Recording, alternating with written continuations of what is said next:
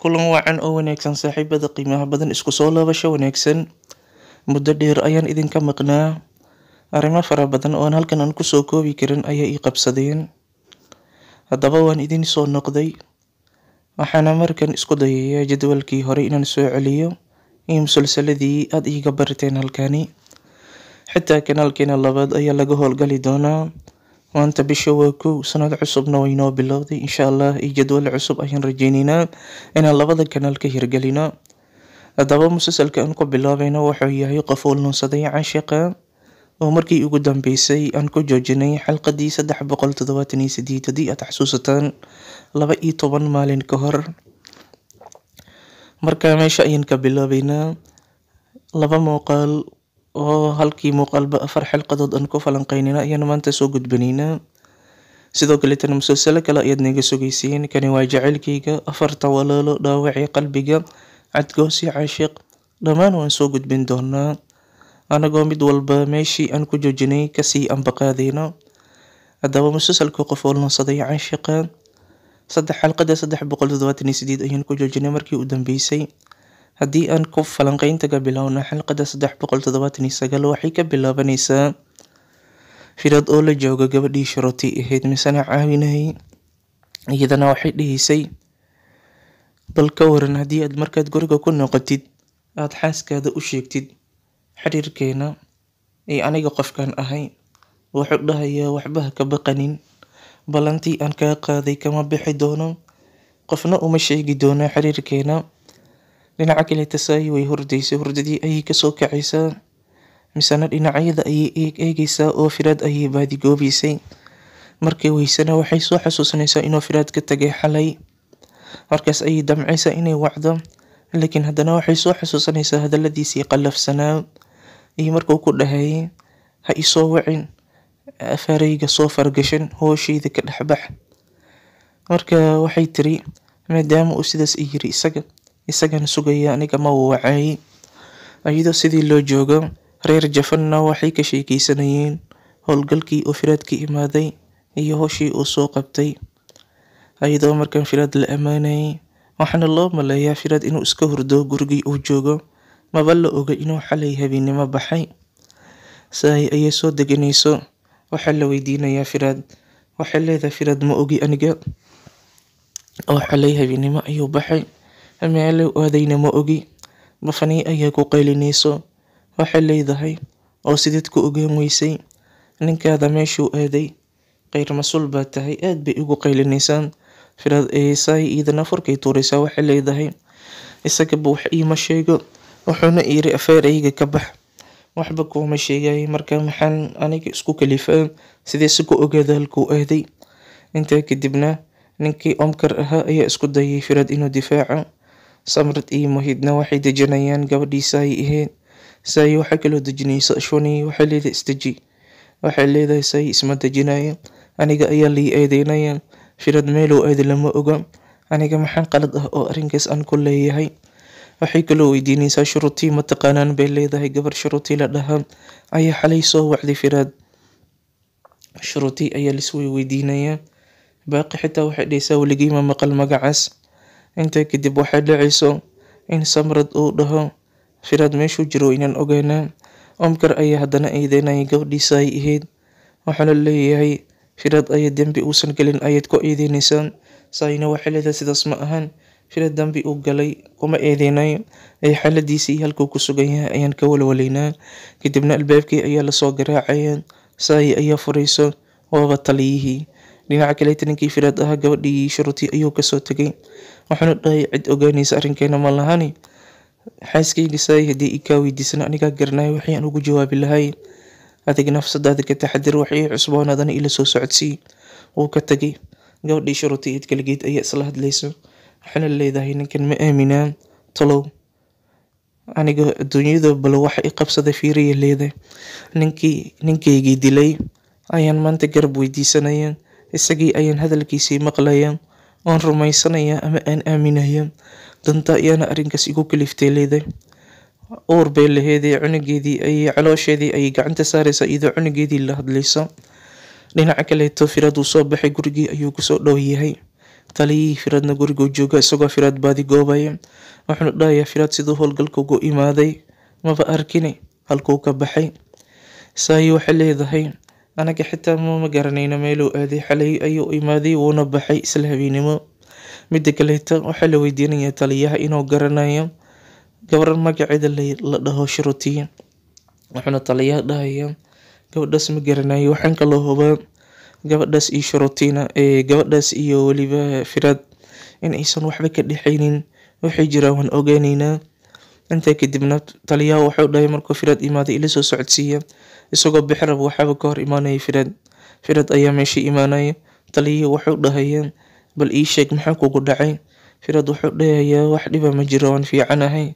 Samrad iyo Saayi iyo waxaa la weydiinayaa markaasi xaaladiisii caafimaad. Kadib baa Shruti la weydiinayaa. Firaad wuu fahmayaa in Saayi ay sheegtay magaca Shruti, dadka dhan ay u sheegtay. Saayina way fahmaysaa Firaad inuu u carooday. Waxay leedahay waxba sidaas ii eegin, qoyska ayaa i kaa weydiiyeen, anigana runtaan u sheegay, waan ku qasbanaa inaan u sheego. Waan dhahay gabar Shruti la dhaha ayaa soo wacday sidaasuu ku baxay. Waxay jira inoo sheeg. Firaad been buu sheegaya. Wuxuu leeyahay gabadhaas Shruti saaxiibkaygii ayaa qaba, waa xaaskiisa. Markii saaxiibkayga isoo wacay, taleefankeedu iga soo wacay, garab ayuu iiga baahnaa, anigana sidaas ayaan u baxay. Omkar wuxuu leeyahay saq dhexe habeenimo maxay tahay saaxiibkaada garabku kaaga baahnaan karo, maxayna tahay dhibka saaxiibka haysto. Wuxuu dhahayaa Firaad waan ka xumahay, idinma sheegi kari, waa arrin qaas ah oo qof noloshiisa ku xiran, laakiin waxaan idin sheegayaa arrinka hadeer waaba dhammaaday, wax walbana waa hagaag. Taliyihii ayaa gooni ula baxay Firaad. Wuxuuna dhahayaa Firaadow meydkii saaxiibkaadii Saldaanad waa la waayay, marka arrinkaas ayaa jirto, shaqo culus ayaa taalo. Firaad wuxuu leeyahay waxaan u baahanahay fasax inaad isiisid taliye, 2 maalin ilaa 3 maalin kadib anigaa soo noqon doono, wax walbana waan xalinayaa. Taliyaha wuxuu leeyahay dhibkan ayaaba jiray, fasaxaad sheegisid muxuu yahay. Firaad wuxuu leeyahay waa ballan, anigaa wax ba xalinayo.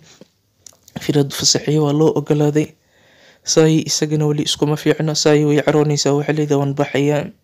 Firaad wuxuu leeyahay intaad aadaysaa, iidan jaamacaddii u socotaa, boorsadeedii ayay qadatay. Markaasay leedahay sidaan kuugu sheegay meeshaan aadayo, adigaba wax iima sheegtidi. Iyadoo caraysan ayay goobtii ka tegaysaa. Firaad waa la soo wacayaa.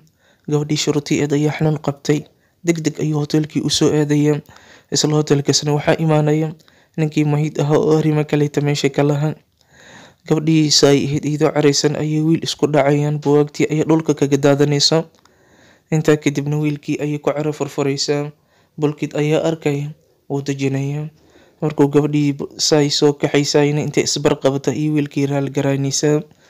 Kadib bay Saayi dhibkeeda dhan u sheegaysaa ninkii Bulkid ahaa. Waxaana leedahay Firaad wuu inkirayaa, wuu iga fogaanayaa, wax buu iga qarinayaa, wax walba iima sheego. Noloshiisana wax cusub ayaa kusoo kordhayn, sida gabar Shruti la dhaho. Arkaa Bulkid wuu dejinayaa. Wuxuu dhahayaa isdeji, waxaas ma jiraan. Firaad waqti sii, isaga wax walba kuu sheegi doona. Waxa macquul dhanka shaqada in barayshar ama cadaadis uu ka saaran yahay. Markaa wax walba gadaal ayaad ka ogaanaysaa. Adiga markuu ugu horeyso bal isdeji. Gabadhii Saayi ayuu dejinayaa. Xilli Saayi iska oynaysay. Dhinaca kaleeta Firaad wuxuu imaanayaa hoteelkii. Shruti xanuun ayaa qabanaya. Isbitaalkan kuu kaxeynaya buu leeyahay. Iyadana way diidaysaa, waxay leedahay isbitaalka DNA-da waa lii fahmayaa, dokumenti waraqada ayaa lii weydiinayaa. Wuxuu dhahay waxaas dhan aniga xalinaya, soo bax. Ambalaaskii ayuu dalbanayaa. Dhakhtarkii markuu la kulmo, dhakhtarkii Firaad ayuu canaananayaa. Wuxuu leeyahay xaaskaada adiga ma daryeelaysid miyaa.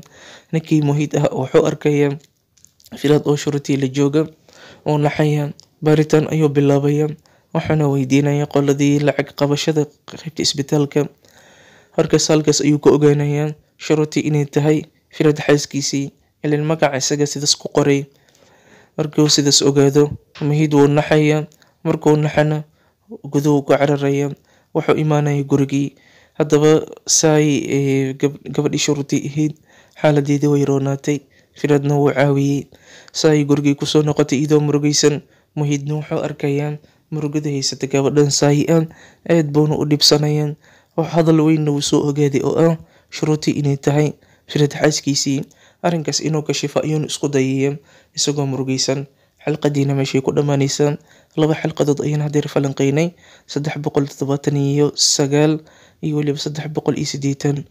waxaan ku xijinaynaa laba xalqadood kale ayaan haddana falanqeynaynaa, 381 iyo 382. waxayna ka bilaabanayaan. ninka Mohiid wuxuu isku dayay gabadhi Sai ahayd inuu dejiyo.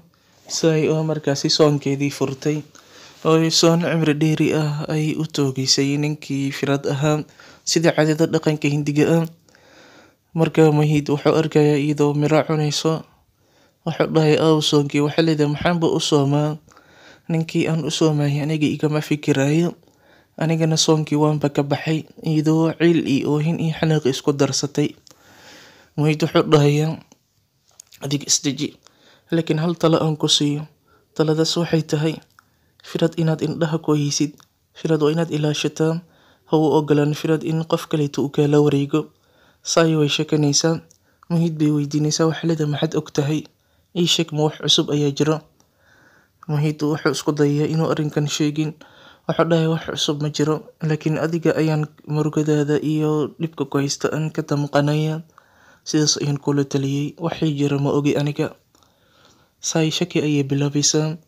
dhinaca kaleeto qoyskii waxay ka sheekaysanayaan waxyaabaha cusub ee guriga kusoo kordhay. Defiana way faraxsan tahay, natiijadii Sai ayaa loo sheegay, Bulkid ayaaba usoo sheegay. Bulkid iyo firadna wadadii kusoo jiraan, gurigii kusoo wajahan yihiin.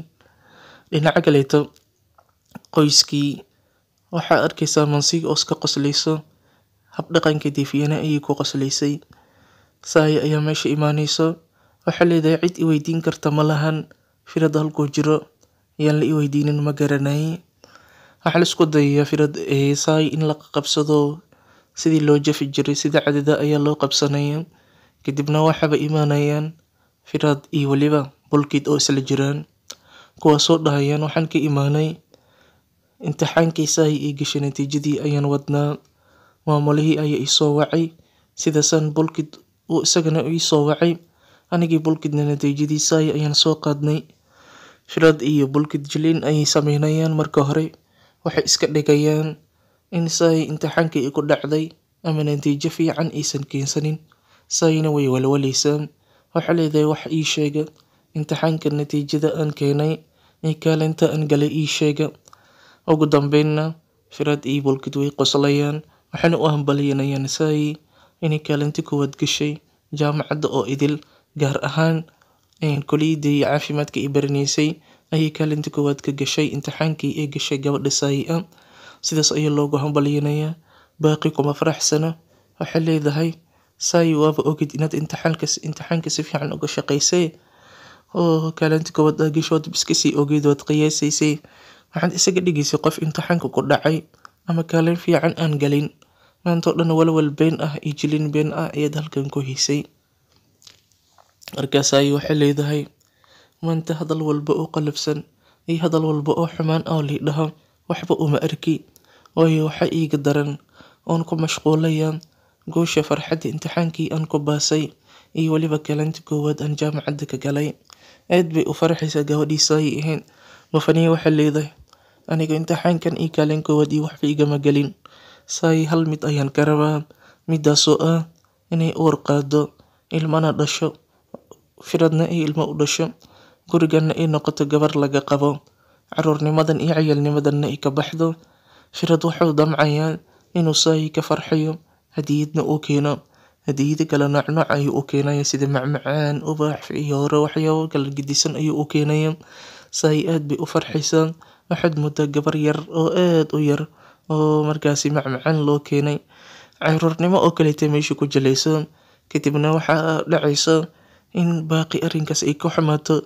baaqi waxay kaloo dhibsanaysay hadaladii Bafani ee lahayd oo ahaa Sai inay ilmo dhasho ayaan doonaya. intaa kadibna baaqi mar walba waxay isku dayaysaa Sai inay weerarto, hadalku weerarto. ugu dambeyn Samrad wuu celinaya, wuxuu leeyahay maanta farxadda Sai ha qasin ay joog. ninkii firad wuxuu raali garaynayaa Sai idana way raali garaynaysaa, waxaa leedahay iga raali noqo, qaab qaldan ayaan kula hadlayay. wuxuu dhahayaa anigana iga raali noqo, waan kaa mashquuli maalmahani, arrimo gaar ayaa ii haystay oo dhanka shaqada laakiin marna waa ma iloobin. in markaasi adiga guushaada ma iloobin, adigana kuma iloobin, mar walba niyada ayaan kugu hayay. Markaasi waxay leedahay hadda maxaan sameynaa? Wuxuu dhahayaa meesha kor isagoo u hadlayo saay guushii ay gaartay, imtixaankii ay ku bastay, xaflad ayaan u dhigayaa. Saay waxay leedahay maxaad isku dhibaysaa? Waad mashquul badan tahay, waxaa suurtagala in lagu soo waco oo degdeg aad ku baxdid, xafladana sidaas ku baaqato, inaad ballanqaadkan samaysid looma baahna. Wuxuu dhahayaa ma jiro wax adiga iga kaa muhiimsan, shaqo walba waan joojinayaa marba haddii xafladaada jirto. Aad bay saay hadalkaas uga farxaysaa, mana ilaawi doonto. Dhinaca kaleeto Firaad si fiican ayuu u raaligeliyay gabadhii saay ahayd, saayna dadka dhan ayay ka ducaysanaysaa iyadoo markan aad u faraxsan. Bafaniina way u ducaynaysaa, weliba si qasaba Firaad ayaa qancinaya. Waayo Firaad wuxuu dhahayaa anigii saay gurigan waan u simannahay, aniga markii nolosha guul ka gaaro aad baad u farxi jirtay, waad ii ducayn jirtay, waad ii dhiirigelin jirtay. Adigana waxaan kaa doonayay sidaas oo kaleeto maanta inaad saay u samaysid. Bafanii marka hore way is adkeynaysay, saayna macmacaan qasab ayay siinaysay. Bafaniina waxay tiri aniga waxyaabahan aniga xiise iguma hayo, saay inay ilmo dhashay kaliya ayaan ku farxi doonaa. Ugu dambeyn Bafanii way isbedelaysaa, wayna ku farxaysaa waxyaabaha saay ay samaysay. Xafladana way ka qayb qaadanaysaa oo Firaad ayaa ku qanciyay. Haddaba daawadayaal, Firaad iyo saay isla joogaan, waxaa dhacayso in gurigii la sharxo maadaama xaflad ay jirto. Ashwani iyo Diifiyane ayaa sharaxaadii guriga ka qayb galayaan. Samrad sidoo kaleeto Firaad isagana meeshuu joogaa. Waxaa dhacayso in Firaad fariin qoraaleed loo soo diro. Fariin qoraaleedkii markuu arko wuu naxayaa, markuu naxayna wuxuu go'aansanayaa inuu degdeg ku baxo oo meesha looga wacay uu aado. Wuxuu la hadlayaa markaasi Samrad iyo weliba hooyadiisii Ashwani. Wuxuu dhahayaa shaqo degdeg ayaa ii soo baxday, haddaan baxaya, isla hadda ayaan soo noqonayaa. Saay noo sheegin, durba waan soo noqonayaa anigoo iska dhigayo qof aanan bixinba. Halkaa Ashwani waxay ku ducaysanaysay inuu Firaad dhaqsi imaado ka hor intaysan saay caroonin. Gabadhii saay ahaydna alaabtii iyo hadiidihii oo Firaad u keenay ayay ku mashquulsanayd. Waxaana lahayd qof aan siinayo malahan, aniga keligii ayaa leh. Diifiyane ayaa carootay, waxaana leedahay xitaa wax miyay siinaysid miyaa? Halkaasay Diifiyane qayb ka mid a siinaysaa. Waxay leedahay Diifiyane kaliya ayaan siinayaa, laakiin qof kaleeto oon siinayo ma jirto. Saay farxadeedii ay isaga jirtaa, qoyskii qaybna way la faraxsan yihiin, qaybna waxay la yaaban yihiin caruurnimada ay meesha ku jilayso. Ninkii Firaad ahaana wuu baxay, Samradna wuu sii eegayay Firaad. Samrad wuxuu is leeyahay talow maxaa jiro? Haddaba xalqadda meeshii ku dhamaatay. Muuqaalkani waxaan ku falanqeynay 4 xalqadood anagoo ka bilownay xalqadda 378, waxaana ku joojinay xalqadda 382. isla maanta muuqaal kaleeto ayaan soo diyaarinaynaa oo 4 xalqadood kaleeto aan ku falanqeynayno. La socosho wanaagsan. Wabillahi tawfiiq. Asalaamu calaykum waraxmatullaahi wabarakaatuh.